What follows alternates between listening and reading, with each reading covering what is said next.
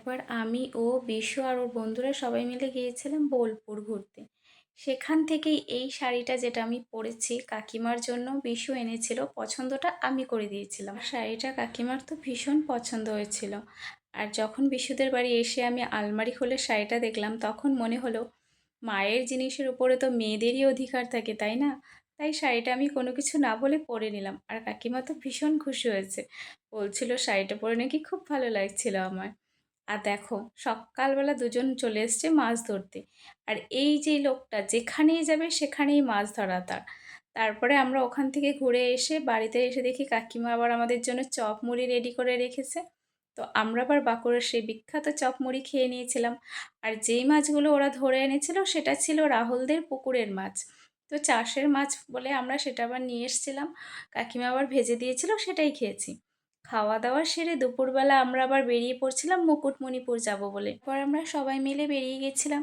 প্রথম দিন যেহেতু কাকিমা আর পুচকুটাকে নিয়ে গেছিলাম, তাই পরের দিন দিদি আর মন্দিরাকে নিয়ে গেছিলাম ঘুরতে। কারণ একটা গাড়ির মধ্যে তো সবাইকে নিয়ে যাওয়া সম্ভব নয়, তাই আমরা ভাগে ভাগে গিয়েছিলাম। আর মুকুটমণিপুর ড্যামটা কিন্তু অনেকটাই বড় ছিল, দুভাবেই যাওয়া যায়, রাস্তা দিয়ে টোটো করে আর বোটে করে। আর আমরা বোটে করেই সবাই যাচ্ছিলাম, কারণ ওটাতে যাওয়ার একটু মজাই আলাদা, তার জন্য। আর আমরা যেই বোটটায় করে যাচ্ছিলাম সেটার নাম ছিল টাপুর টুপুর। ওখানে অনেক ধরনের বোট ছিল, যার আলাদা আলাদা নাম ছিল। তারপর আমরা সবাই মিলে জ্যাকেট পরে উঠে গেলাম বোটে। আর যেহেতু সেদিন একটু বৃষ্টি বৃষ্টি ওয়েদার ছিল, তার জন্য বাইরের এরিয়াটা পুরোপুরি ক্লিয়ার লাগছিল না, অনেকটা কেমন ঘোলাটে ঘোলাটে লাগছিল।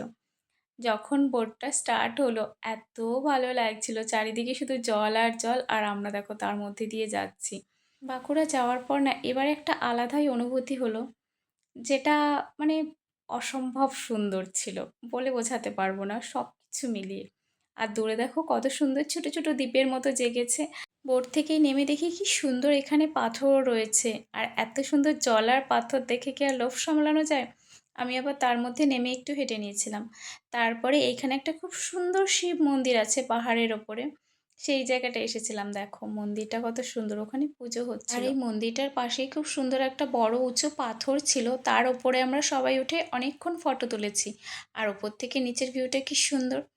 আর এইখানে এসে আমরা আবার সবাই একটু ঝালমুড়ি, কেউ ঘুগনি, আলাদা আলাদা খাবার খেয়ে নিয়ে তারপরে সব রিটার্ন করেছিলাম বাড়ির দিকে। দেখতে দেখতে আমাদের 3টে দিন কেটে গেছে বাঁকুড়ায়। পরের দিন সকালবেলা আমরা চলে এসেছিলাম বাড়িতে, কিন্তু একটুও ইচ্ছে ছিল না আমার ওখান থেকে আসার।